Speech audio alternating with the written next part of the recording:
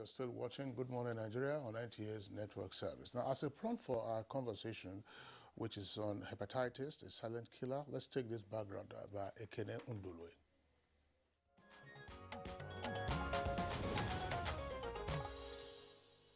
Hepatitis, medically defined as an inflammation of the liver, is caused by a variety of infectious viruses and non-infectious agents, leading to a range of health problems. There are 5 main strains of the hepatitis virus, referred to as types A, B, C, D, and E. While they all cause liver diseases, they differ in several ways, including mode of transmission, severity of the illness, geographical distribution, and prevention methods.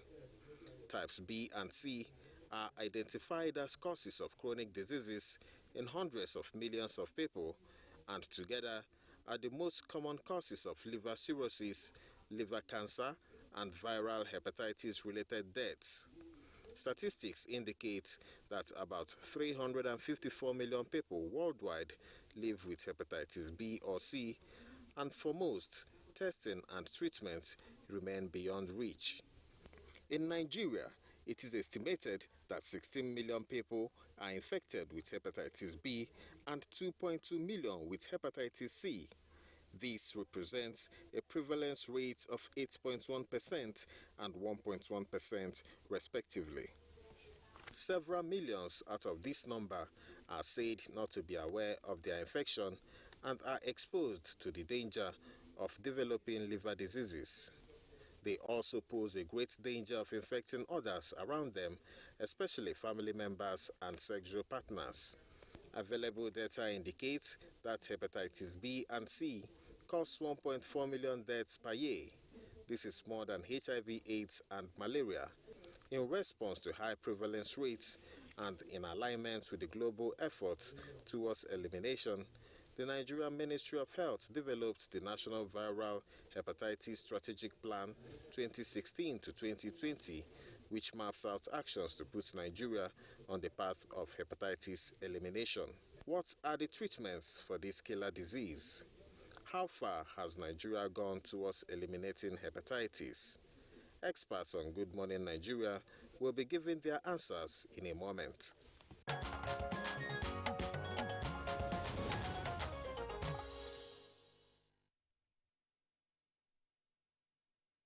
Thank you very much, Ekene Undulwe, for that background. With us to discuss this subject matter here in the Abuja studios, we would like to welcome Dr. Kede Ibiang. She's a physician and a public health educator. Dr. Ibiang, pleasure to have you with us on the program this morning. Thank you very much for having me. Okay. And also joining us from our Kano Network Center is one of our regular guests on Good Morning Nigeria, Professor Isa Sadiq Abubakar, who is the Director, Center for Infectious Diseases Research at Bayero University in Kano. Professor Sadiq Abubakar, if we can see you.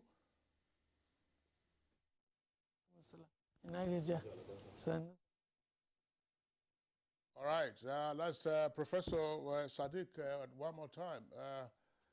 Professor Sadiq, perhaps you were whispering to somebody there. I should ask you as well in Nigerian.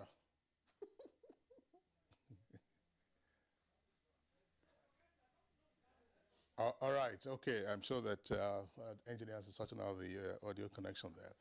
Okay, Claire. In Nigerian, Kingsley. Yes. You said in Nigerian. Cool. In Nigerian, that's, in Nigerian, Bagagia, that would be. Bagagia, that's nice. It's good to know you speak at least you can speak. All right, let's bring in our guest that is joining us via Zoom, all the way from New York, Mike Omotosho. He's the president, Nigerian Commission, Hepatitis Zero representative. Mike, good to see you. It's been... Thank you, Claire. Okay, I think we should start with you, really. Kingsley, you want to go ahead? Oh, well, that's right. I mean, we'll start off with Dr. Mike Omotosho. Dr. Omotosho, let's just, for the benefit of our viewers, get a background into what viral hepatitis is all about.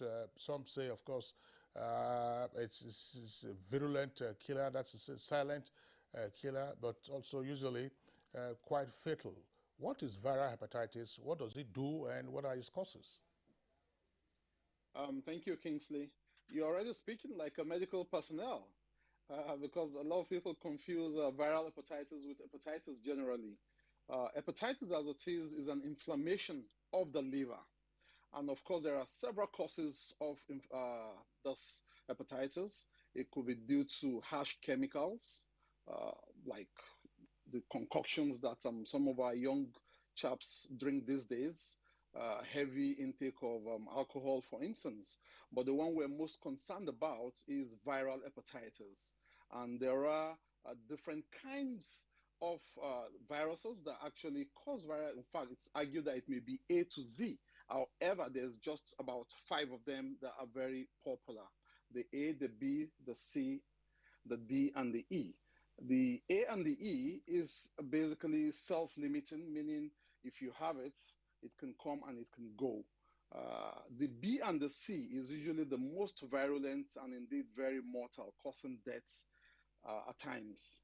The D most times exists as a super infection of the B. So by the time you see somebody having hepatitis D, you know the person has hepatitis B plus extra.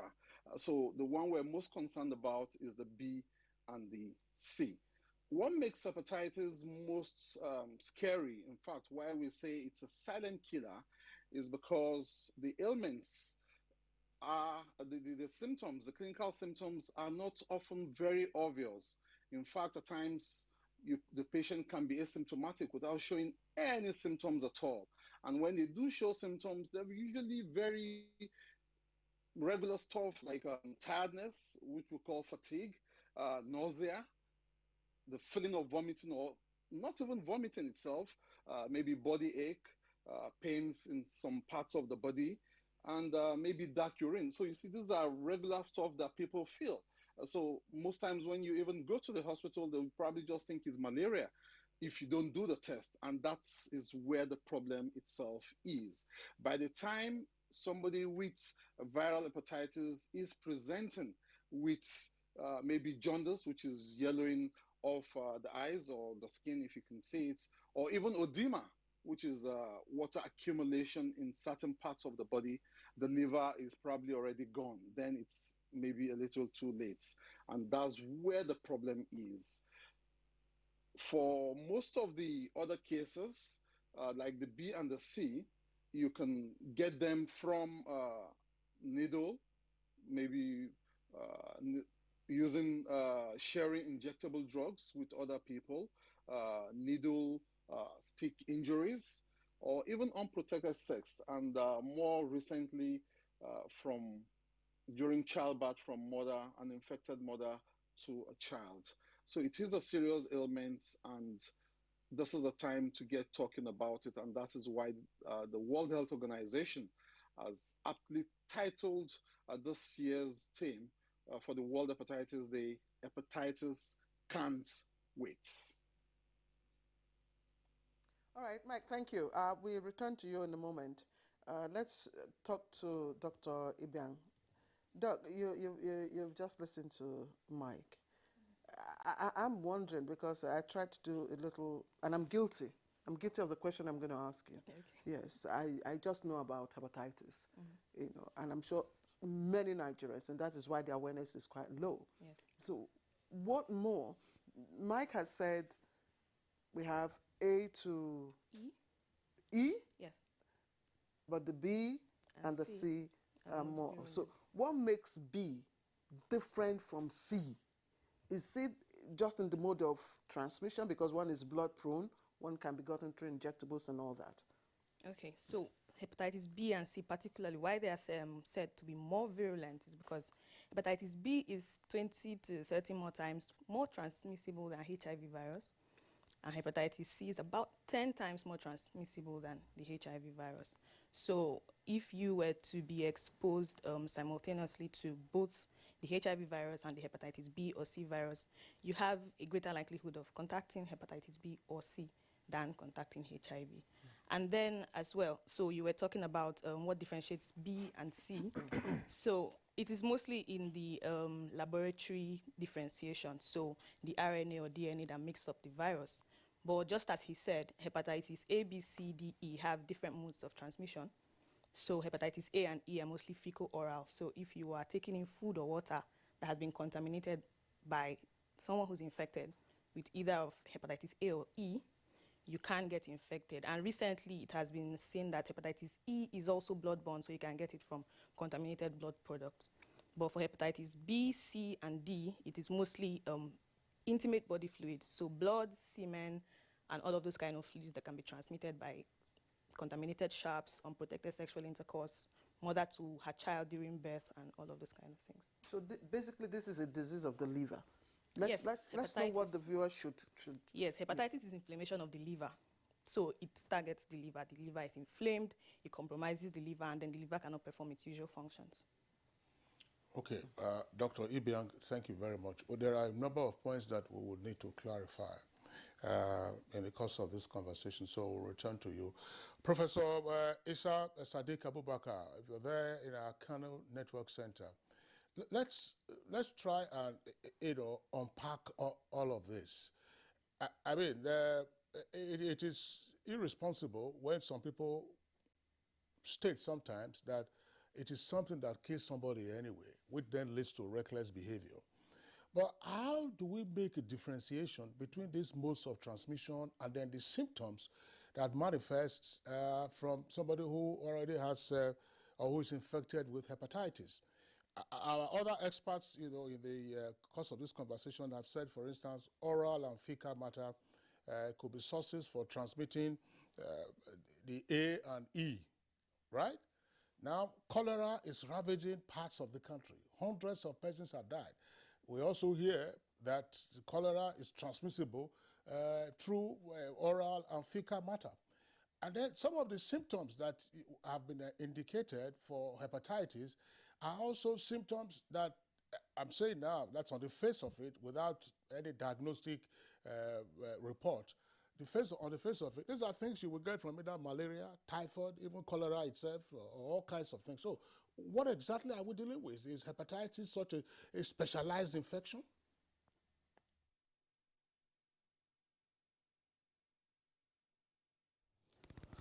Well, hepatitis is just one of the many infections that we have globally, and especially in areas that are associated with poor environmental conditions and poor personal hygiene also. They are caused by viruses in most cases, but we have hepatitis that is even caused by bacteria, and some of the cases of hepatitis are non-infectious. But by and large, we are dealing more with the infectious hepatitis. That is mostly the ones caused by viruses, and they have mentioned the two modes of transmission. And well, in the case of the ones that are transmitted from feces through the mouth, and person ingests the virus, that's A and E, of course you can you don't have to go further to know that ingesting food items or water that is contaminated by these viruses is de facto associated with the transmission. So to do away with that, of course, we have to take care of what goes into our tummy by protecting the food and other means that I'm sure we will discuss along the line of this discussion. Then, in the case of B and C that are transmitted through blood and blood products, the solution is for us to take care of our body to ensure that we are not engaged in percutaneous injections, or especially blood and blood products. They are well screened so that people will not get infected through these mechanisms. Professor Sadiq, I know that my question was loaded, But I would still like you to explain, in terms of the symptoms, some of the symptoms that have been described, as I said, are symptoms that you ordinarily associate with malaria, with typhoid, and other things. Products, and through pricking of body, maybe through sexual intercourse or blood and blood products and organ donation. And these are the major means of transmission of hepatitis B and C. So we can consider it as a special kind of infection, mostly because of the ease of transmission, as other colleagues of mine have mentioned, and the severity of the illness and the resultant effect. Because if the liver is affected, what will happen ultimately is the virus may stay in the body for a long time, in which we call it chronic active hepatitis, and continue to cause liver damage and probably destroy the liver architecture, which is called cirrhosis, and in some cases hepatocellular carcinoma, that is cancer of the liver, may occur, or the liver may fail actually, and all this may result in death. Okay, Professor Isa Sadiq, thank you. We return to Mike Omotosho, joining us via Zoom from New York. I would like to know, Mike, hepatitis B and C, between them, we have, I think, about 22 million people who are down with it and 4 million people who are down with it here in Nigeria, and yet we are talking about low awareness. Is there a reason for that? Thank you, Claire. Well, WHO itself came out with a figure giving us an estimated 27 million Nigerians walking around with hepatitis B and C. And to make matters worse, only about 5 million of those 27 million know their status, meaning we have a whopping 22 million who are walking around with the virus, who do not even know. So it's getting worse.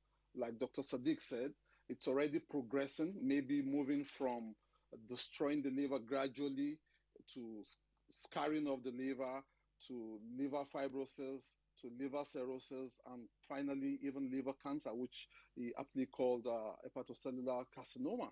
Now, they won't even know. That's where the problem is, because they've not gone to test. You see, what makes hepatitis even more scary is that unlike HIV, where as much as 88% of the cases have been detected, diagnosed already, 90 to 95% of the cases in hepatitis have not been diagnosed. And therein is where the problem is. A lot of people do not even know their status. And that's why we say people should get talking about it like we're doing. And that's why we appreciate what you're doing to support this, getting the words out there. But beyond that, once people get to know about it, then they should go to tests. And when they test, which is the easiest way to know, and the test is easy, even with a simple rapid test kit that can give you results in 5 to 10 minutes, you can know your status for both B and C. And luckily, the moment you're negative for B, you can take a vaccination, just 3 doses, 30 days apart, and you're protected for 10, 20, 30, or even life, depending on the manufacturer of the vaccine.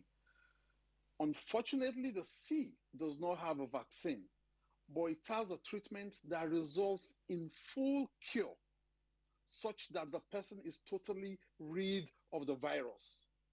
The B, which unfortunately is not curable because it's a DNA virus like HIV, which is also uncurable, but can be managed. And that is the beauty of it. So the moment you know your status and you're negative, just get the vaccination. So what I believe the problem is the lack of awareness. And that's why in Hepatitis Zero, we've come up with a slogan that we call the Get 3 TV. The first T is saying you should get talking like we're doing now. The second T you need to get is to get tested. And then the third T is to get treated if you're positive. And of course, if you're negative, get the V, which is get vaccinated. So the acronym is get 3TV. Testing, talking first, testing, treatment, and then vaccination. You see, 1 in every 5 Nigerian is working with one form of hepatitis or the other. It's that bad, and it is a silent killer. Are there, at the primary stage, are there identifiable, visible symptoms? Yes, there are symptoms, but unfortunately, these symptoms are not very obvious. You know, they're like tiredness. I mean, normally you will be tired, I'll be tired. It's normal. We call it fatigue. There is mild fever, not even high fever like we have in COVID, just mild fever. You can just walk around and you get worked up and then you develop little chills. It's normal. There is also stuff like body aches, body pain, dark urine. These are normal stuff like nausea, not even vomiting. That's just the feeling of wanting to vomit. That is where the problem is, and that's what makes hepatitis a silent killer. You see, because this symptoms are regular symptoms. That's where the problem is. In fact, so many patients are even asymptomatic. They will not present with any symptoms at all. Not because the symptoms are not there, but because they're basic things. You don't have to be sick to develop slight fever. You don't have to be sick to develop headache and body pains. That's where the problem is, and that's why we keep screaming that people must get tested, because that's the easiest way to know that one has hepatitis. And the moment you can do it with a simple blood test, like we said, either in a lab or even a rapid test kit will give that answer.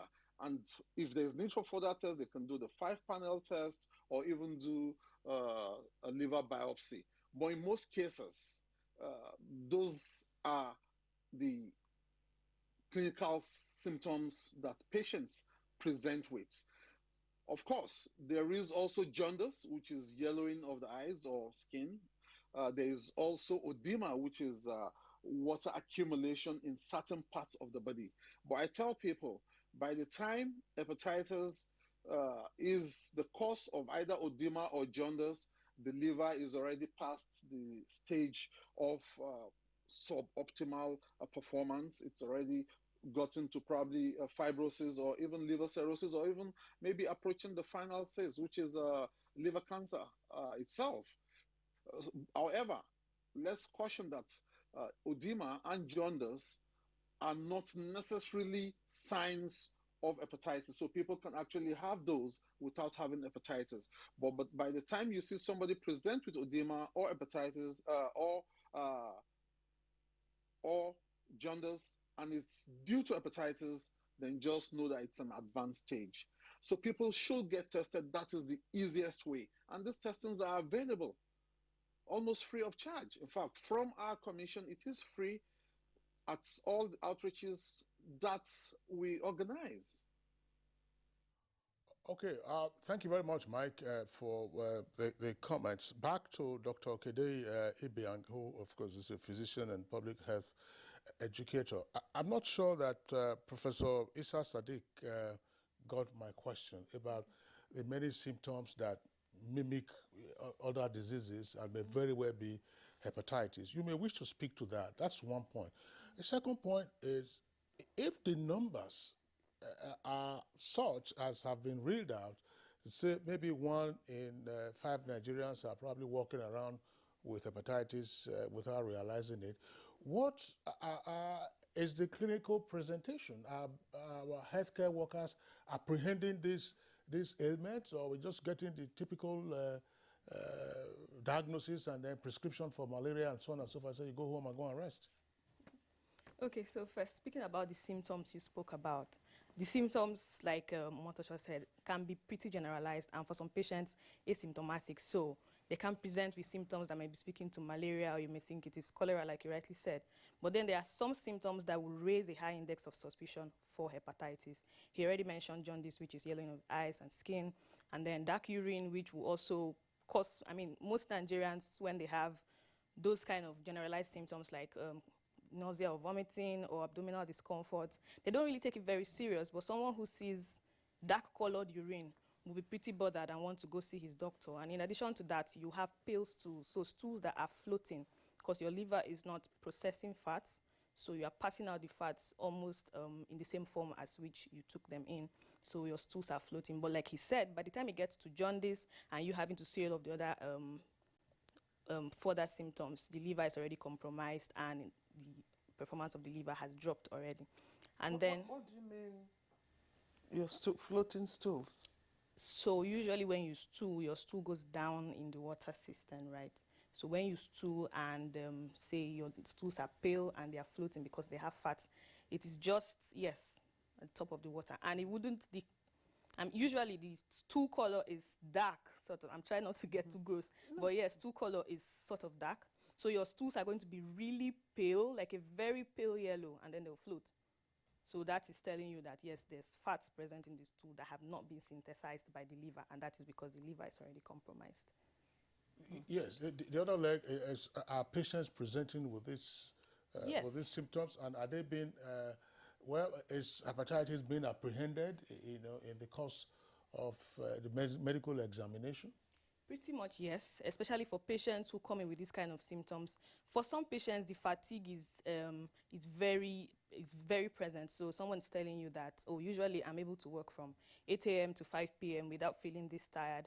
And now I just go to work and by 12, I'm feeling very weak. I can't continue. I have to take a break and all of those things.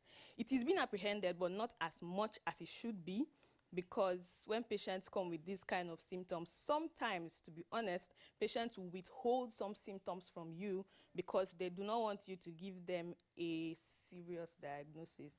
I mean, I've met patients who will tell you that, yeah, I don't have this, God is going to heal me. This is not bad, but when you withhold information from your doctor this way, you are limiting the differential diagnosis they are working with, and then that also hinders the diagnosis that you end up with and will hamper your treatment as well. But I know that for most teaching hospitals, general hospitals, and probably some very advanced health centers, when you go with this kind of symptoms, they would usually do a blood panel. So a blood panel that is showing your full blood count and all of those, white blood cell count, and then they will now test for other infectious diseases, so HIV, hepatitis A, B, C, D, E, yes. Doc, the impression is that when you have this very fine, colored stool, it's probably because of what maybe you have had very nice meal, you've eaten very fine. That's usually the impression, but you're saying that's not the case. Yes, no. So it's not a one-off situation. So you just have a situation where you ate something that has changed the color of your stool, and it just happens for maybe a course of 24 to 48 hours.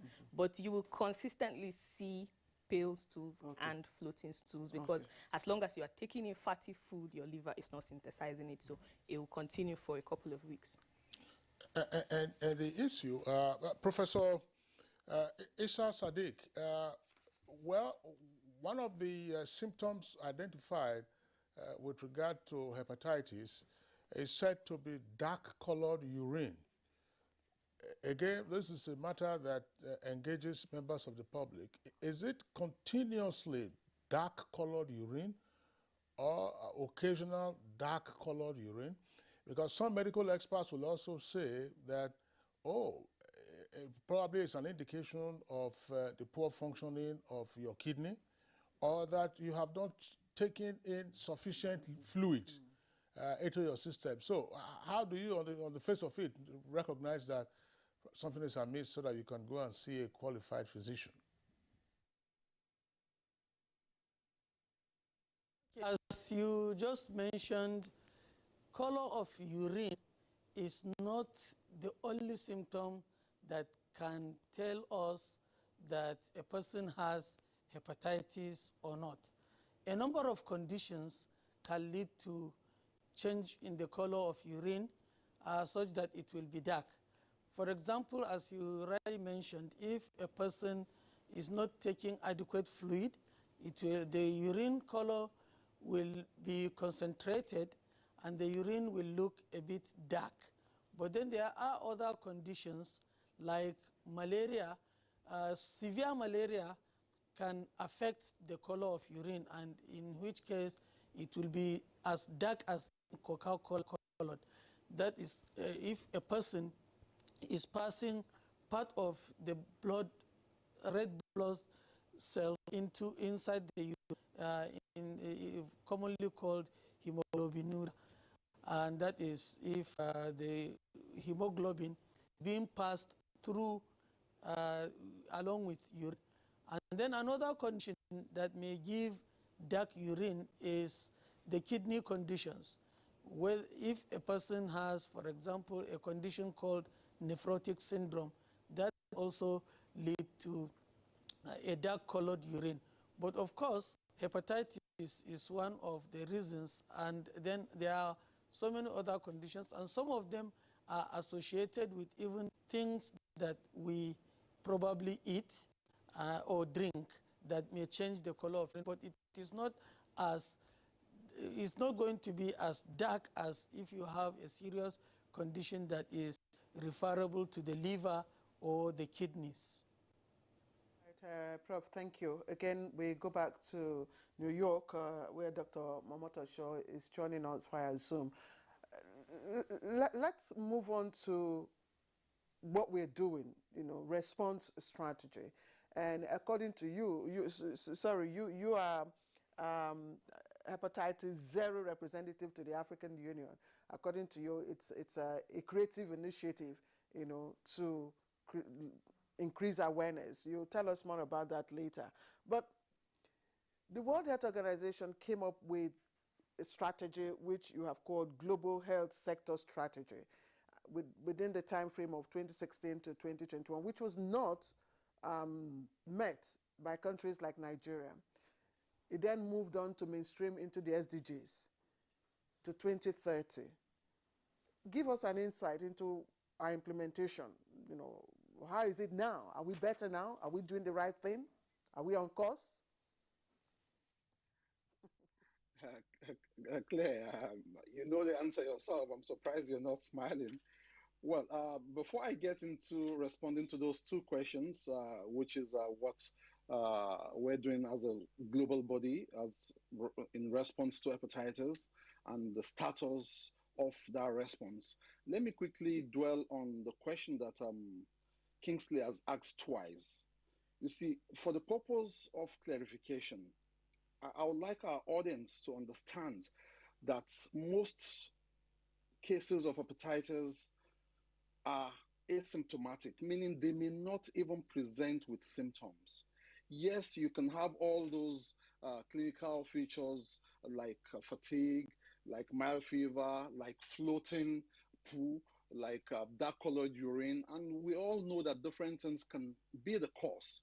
You see, the easiest way is to actually have a test done. So for me, part of the things we should be talking about really is to get people out there to go and get tested. That's one. And then encourage them, counsel them on what they need to do so that they don't contract this silent killer. For instance, they should shun drug abuse, like we all know, using hard drugs. And if they must, I'm not encouraging it, but if they must, then let them not share needles. We should not encourage unprotected sex. We should ensure that pregnant mothers are tested prior to delivery. That way we can prevent the mother-to-child transmission, which we call vertical transmission. We should ensure that people wash their food thoroughly before eating, especially fruits and vegetables. It's important. Then when we're drinking water, we should ensure it's boiled at least. If you can't afford to buy maybe pure water or sachet water or even bottled water or water in cans. The most important part of this is the education for our people to know how to protect themselves. You see, because by the time you're truly seeing the symptoms, like the edema that I mentioned, or even jaundice, or even the floating poo or the dark color urine, which may be due to some other causes, the liver will have been too compromised at that stage. So testing is the key thing, and that's why we want people to know. Instead of waiting to look out for this clinical signs, let them go and get tested. That's the easiest way. And testing is affordable. And that brings me directly to the next part of the question, which is the inability of nations to meet the hepatitis strategy. When they did a strategy from 2016, 5 years, 2016 to 2021, WHO realized that only 6 countries, just six countries were on track towards meeting this target. They quickly came back, redesigned it, repackaged the strategy, and then aligned it with the SDG goals, particularly SDG target 3.3, which aims to halt the transmission of hepatitis of transmittable ailments, with particular emphasis on viral hepatitis by the year 2030. Now, 9 years to that target, only 6 countries of the world, not in Africa, of the world, are on target to meet that. Nigeria, of course, is not one of those 6. We do have an hepatitis desk under the NASCA in the Federal Ministry of Health, but that is not enough. We need to get talking. We need to be able to expand this dialogue so that the case finding can increase, so that we can drop the number from like 90 to 95 who are undiagnosed to as much as maybe even 50, so that we keep going. In the next 4, 5, 6 years, it can be done. That way we can have catalytic funding. When we begin to talk about it, you notice for several years people were in self-denial about HIV/AIDS until the media got involved. Then everybody started talking about it, and then people realized it is not a death sentence. And it will shock you that people with AIDS are living even better quality of life than me and you today, because they know their status and they're going for regular treatment and having regular checkup. That way we can actually cascade care. When people know their status, then it becomes a lot easier to harmonize cross-functional activities across the entire health system, so that more diagnoses will lead to better treatment and care of the ailment itself. And one of the cardinal points of the AU strategy is to ensure that each hepatitis unit within each member country of the African Union expands beyond just a desk, so that you have, beyond the unit, you have a division, the way you have a malaria control unit, the way you have NACA, an agency. Let's have agencies like that for hepatitis in each country, and that is what the African Union is pushing. That way there can be specific budget for hepatitis, and whatever strategy that is available is fully implemented. I'll tell you something that will shock you. We had a 5-year strategy in Nigeria, and that strategy is ending, that 5-year strategy is ending this year, and like you already guessed, nothing has been done because there's not been funding for that particular strategic program. But when it's an agency or a unit or a division on its own, there will be funding allocated, and then it will get the desired attention, so that we can get talking about it, get people to get tested, get them treated where possible, and then get those that are negative vaccinated. Back to the studio. Mike, I want to remain with you. 2 questions, please, if you could answer them briefly. The first one is on mainstreaming the SDGs, which of course has the hepatitis goal, mainstreamed, integrated. Now the SDGs have been mainstreamed for implementation into the national planning line of the state governments, apart from what the federal government is doing. So it behoves the state governments to now implement based on their own priority needs. So don't you think that would also affect our target, goal? Should we have, like you said, we have an office that is supervising, the implementation of the SDGs, should we also have an office desk in different parts of the, states designated for hepatitis? That's one. You talk about funding, lack of funding. I'm aware, and you also gave that information, that there are funding windows, through donor partners for African countries, wherein they can apply for, about 90% discount. So why are we talking about funding issues? Well, the 90% discount you did mention, Claire, is on hepatitis C drugs, which on the average costs about $90,000 for a treatment regimen. So with about 90% discount, it comes down to about $9,000, which you agree with me is still unaffordable to the average Nigerian.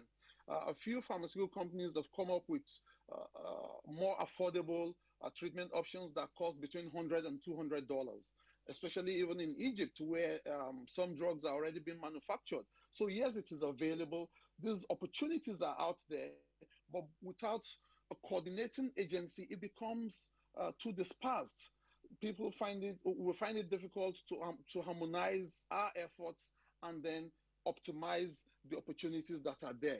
Yes, the National Primary Healthcare Development Agency is trying. For instance, the hepatitis B vaccine is part of the child dose vaccines that have been given all the way to the state primary healthcare level. But the problem with our people is that only between 42 and 52% of our mothers start the dose, and much less than that finish it. You know the number of mothers that actually give birth at home. Those are part of where the problem is. By the time we have a coordinating agency, by the time the desk itself is empowered, then the cross-functional strategy that I'm talking about will come into play, and we will be able to make good use of those opportunities that are out there. For instance, we as a commission have partnered with the National Orientation Agency, and we're making hepatitis awareness available in all the 774 local government areas where the National Orientation Agency has offices. We have also partnered with media houses. That's why we can come on shows like this and let people know. A lot of print media also carry hepatitis stories. We need to get people talking about it. That is when people can go for testing, and then more funding will come in. You see, your passion usually is directed where you show a lot of energy, and the energy will come from the amount of talk that you're giving to that particular subject. So like we're giving hepatitis a lot of attention this month now, or this month, July, this week, and particularly 28th of July, which is World Hepatitis Day. The media goes to rest after that until next year again. Nobody talks about hepatitis. We need to put it on the front burner. Let's keep talking about it. That way, donor funding will come in. Government will talk about it. Everybody will begin to talk about hepatitis, and then we'll begin to take it serious, because it is indeed a silent killer. All right, Mike, thank you very much there for the advocacy. Back to the studios here, Dr. Kede Ibiang. Can hepatitis B and C coexist in the same patient? And we've heard about talking, which is what we are doing now, and testing. How frequently should an individual get tested? Okay. Hepatitis B and C can coexist, although it's not very usual. The typical co-infection you would see will be hepatitis B and D. And D only exists when hepatitis B is either already in the system or it is a simultaneous infection, so it's a co-infection or a super-infection. Yes, so that is that for hepatitis B and C. Your other question? Testing. How frequently should an individual get tested? I really think, I'm of the opinion that the same way we mainstreamed HIV and AIDS and said, okay, you need to test for HIV every 3 months, 6 months, and then we made it such that you could enter into any hospital, a general hospital, and even a primary health center, and you can get a quick test kit for HIV. We should mainstream hepatitis testing the same way. So if we have even self-test kits, because we have HIV self-test kits where you can just go pick this up from the pharmacy, test yourself, and you can be sure that, okay, you're testing the next 3 to 6 months. We can do that as well for hepatitis. So you can test comfortably, or you can go into a hospital and do a proper blood panel 3 to 6 months. I mean, as long as you are being cautious, you are taking in good food and water, I mean, trusted sources of water, and then you are properly washing your food and vegetables before eating, properly cooking them, and you are taking all of the other precautions about blood products, sharp instruments, and sexual intercourse that is protected. You may not necessarily have to test every 3 months, but if you do happen to get to a hospital and you are having a laboratory test and you have blood taken, it doesn't hurt to do a hepatitis test as well. Is it costly? No, it is not. Not that I know of. It's, well, usually if you go to a teaching hospital and you have a blood panel, say 1,500 to 2,000 naira, and you're having a full blood count, a white blood cell count, a HIV test, hepatitis test can easily be included in that. Are these test centers, are they designated for, are there designated testing centers for hepatitis? No, not that I know of. I mean, you can test. You just walk into any... Yes, you can go have hepatitis test done. I mean, you can go into a lab and request to have hepatitis and HIV tests done. So any lab that processes HIV tests, it is largely dependent on the institution, I mean the health institution, and the range of tests they are able to do. But almost every general hospital and teaching hospital, and probably some health centers and private clinics as well, will be able to test for hepatitis. But you must have the reagents, I believe. Yes, that's why I said depends on the range of tests they are available to do. Professor Isa Sadiq, in Kano, vaccination has also been mentioned. Now, if vaccination is critical towards preventing the contracting hepatitis, why is it not so popular in the public imagination? I mean, you hear about vaccination against a range of other infections, say particularly also the 6 killer diseases of children. So why is this not so popular? When is it the right time to get vaccinated? As a child, as an adolescent, or as an adult? Well, actually, vaccination against hepatitis is in Nigeria among the various vaccines given to children.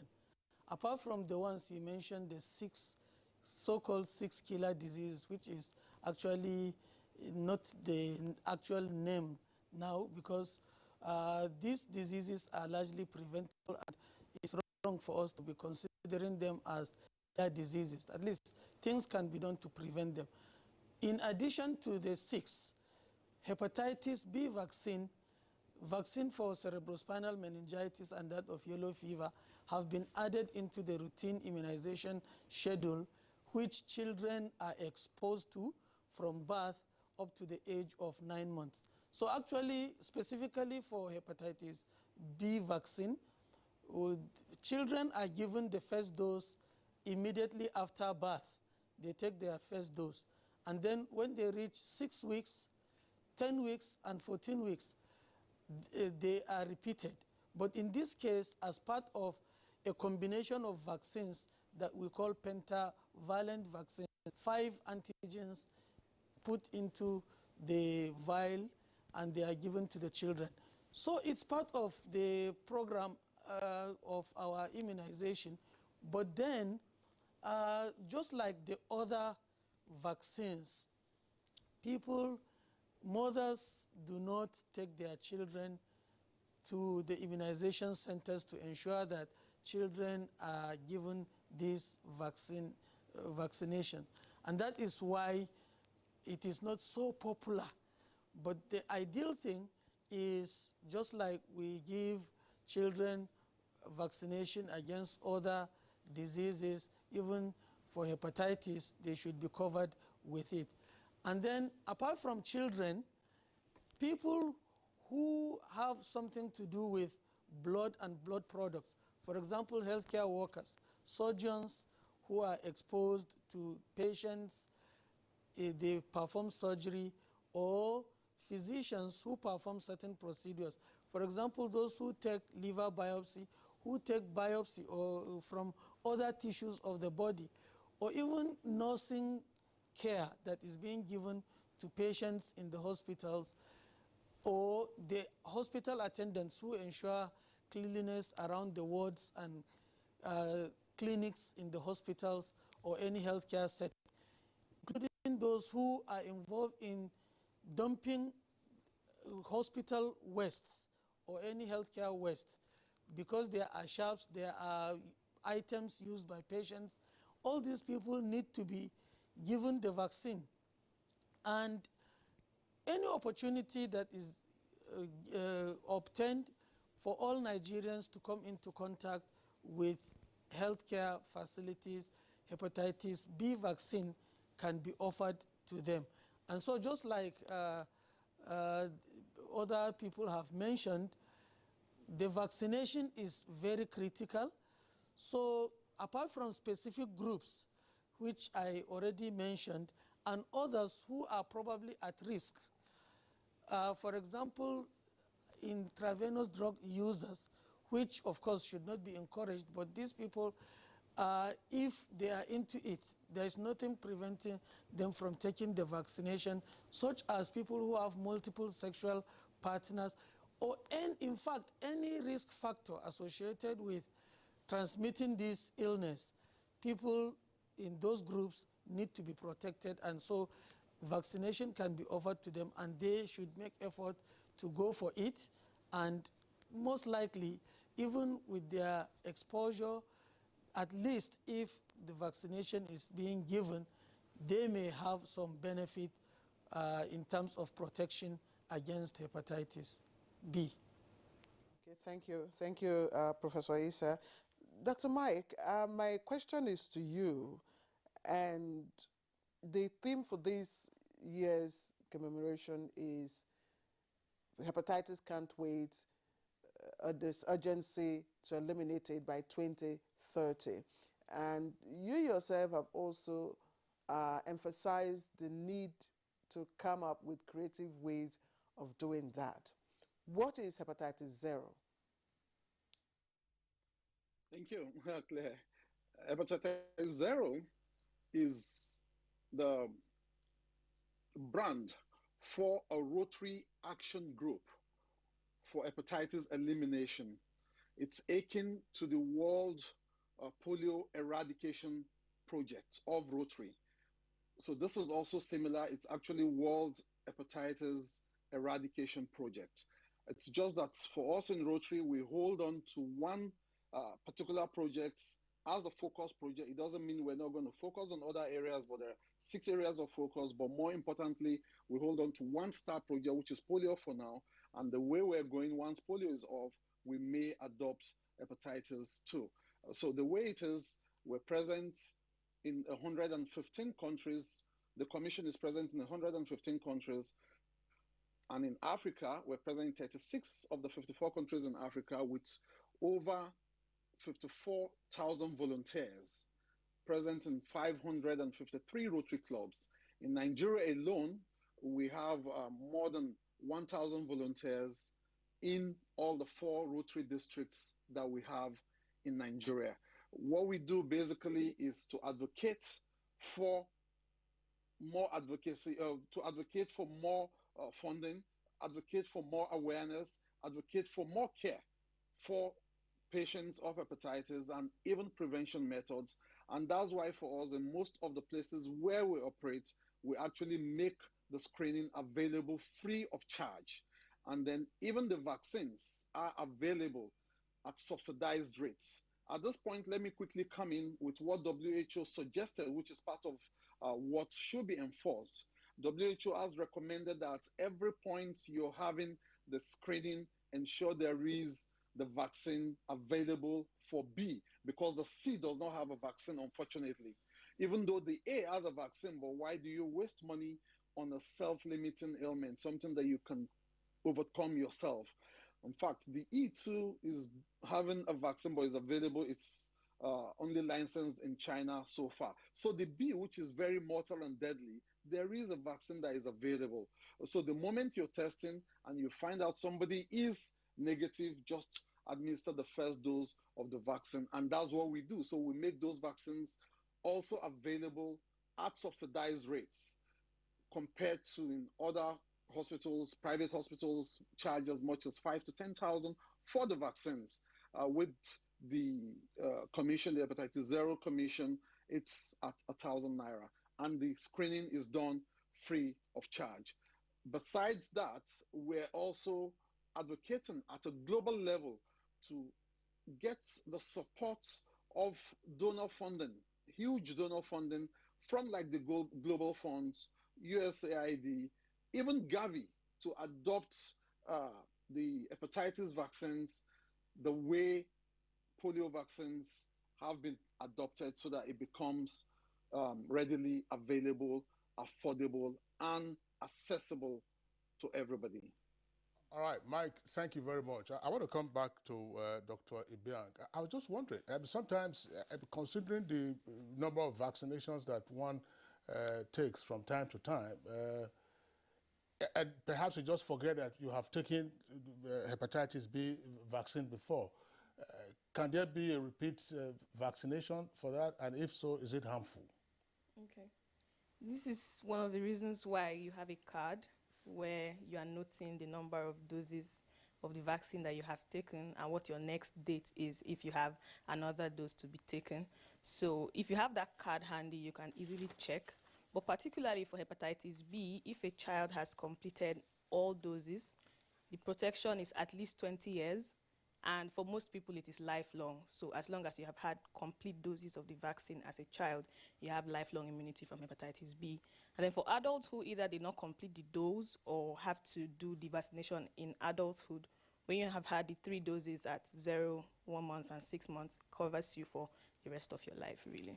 Okay. But there is also the, you can have a booster vaccine if you are not sure whether or not you completed as a child. Maybe your mother is not aware or was not aware whether or not you took vaccines, or you started and didn't complete them. You can have a booster vaccine and it is not harmful. Okay, I don't know, we are pressed for time now. This is just a general question, because there's been a lot of emphasis on the liver. Yes. To say hepatitis attacks the liver.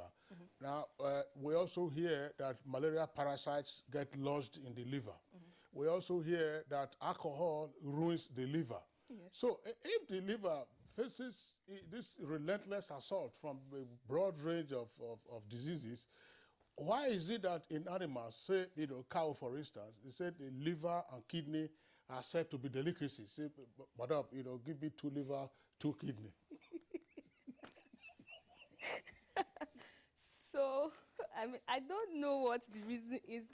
There's something about we putting emphasis on liver of whatever, chicken, goat, cows, kidneys. For some people, I think it's just tastier. And then, but for the liver though, it has proteins. So I don't know, depending on the amount of cooking it has gone through, you may not necessarily get the full package from eating liver. But yes, the liver does a lot.